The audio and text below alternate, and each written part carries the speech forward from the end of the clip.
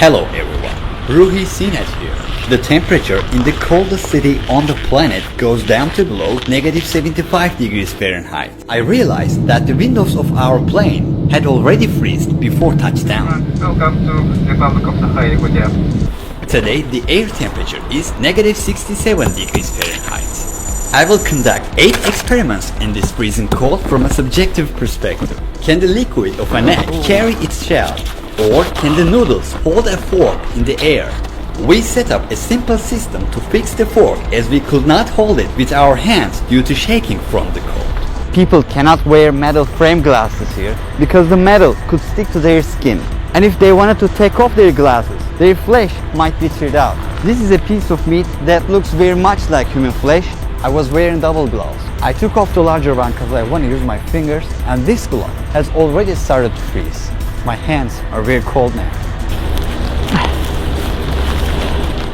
What we saw in a few minutes reminded us again that this place is an ice hell. Everything freezes here. Let's take it off now.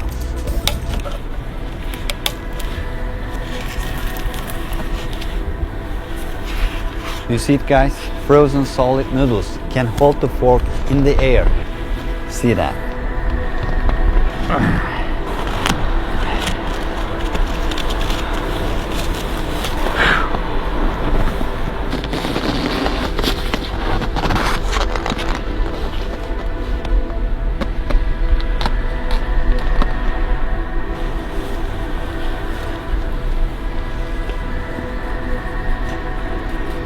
It looks unreal.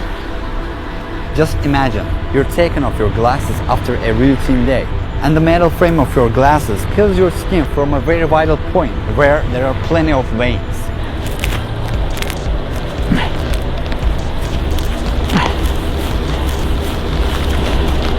Just like this, it is incredibly cold, beyond human nature. The ice on the sidewalks has to be broken and cleaned every hour. The statues on the streets are made of ice since they won't melt for months. People put carpets to the entrance of each building to avoid falling on the slippery floor. There are usually 3 doors in the entrance of buildings in order to prevent cold weather from entering. Doors are positioned diagonally in our hotel. This is a place where schools don't get cancelled until the temperatures aren't below negative 58 degrees Fahrenheit. Whereas in some of the other places in the world, they are sometimes cancelled when it is around 32 degrees Fahrenheit. Negative 50 is quite normal here. Children go out and play if it is around negative 20 degrees Fahrenheit here. That means spring has come for Yakut people. Let's make a balloon experiment now.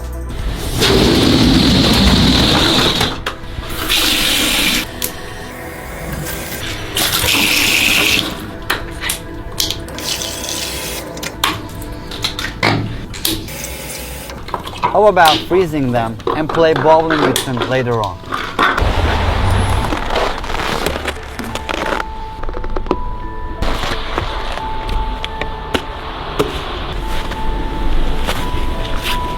How long does it take for this shirt to freeze completely? Let's wait and see. Since the shirt was wet, my gloves also got wet, and they are about to get frozen completely. My fingers are hurting from the cold. I guess I better not wear them, but it is a bad idea to be without gloves. Bare hands start to hurt a lot in just 20 seconds, and don't underestimate the pain. If I left my hands outside for 20 minutes, I will completely lose them. It is called frostbite. My ear was swollen when it was left outside for only 3 minutes in the previous video.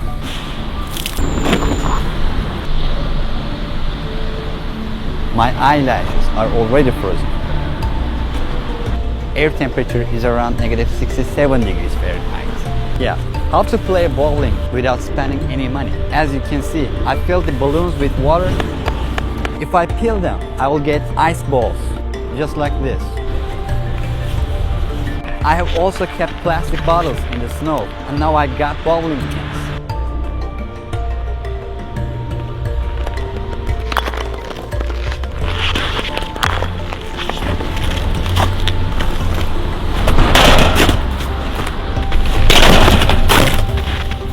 See it, guys?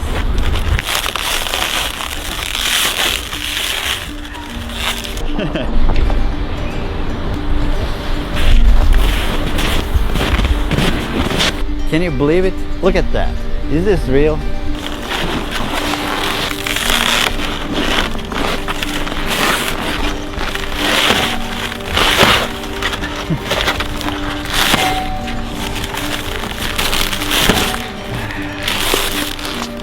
Look at the hole at where I hit it.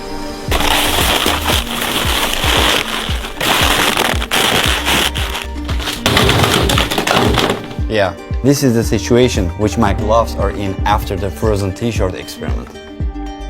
This was my hand's position while holding the bag. Gloves remained just like this when I was taking them off. My fingers were in these gloves. It doesn't bend at all.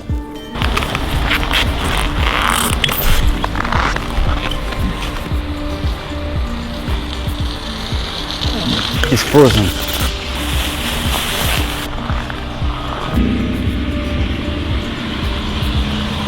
Yeah, it holds itself.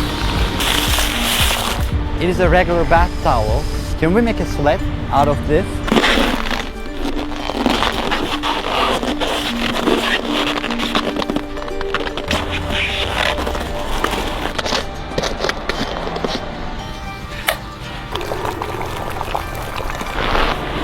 You see, it is boiling water.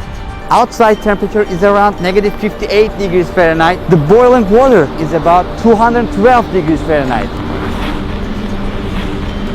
As you see, it instantly turns into ice crystals.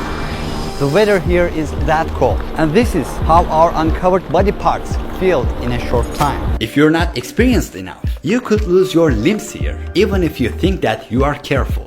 Walking from a place to another place is almost impossible here.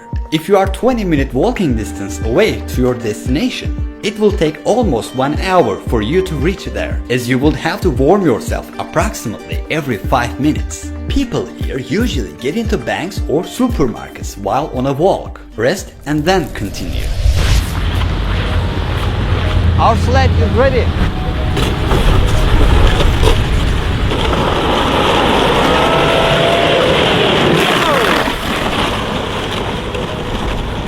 Awesome. I'll do it again.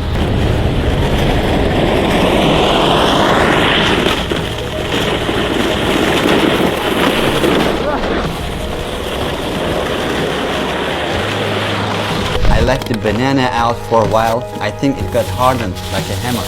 People here can even use frozen fruits as hammers when they need to. So, here's the proof. You won't see this every day.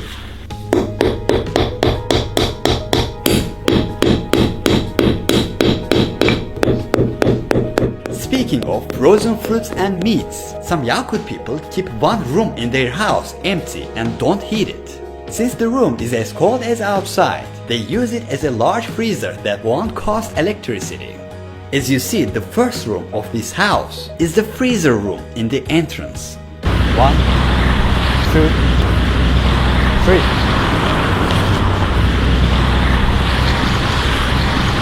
Our bag got wet while doing the water experiment. It only took like 2 minutes and this is already frozen solid.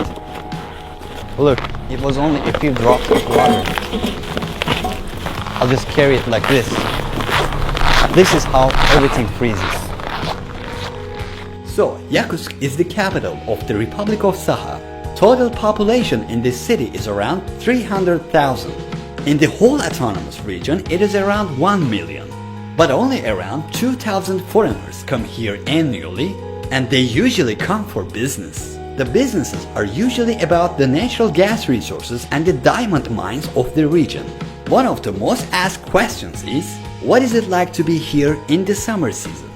The average daily temperatures in June, July, August are 61.5, 67.1, 59.4 degrees Fahrenheit respectively.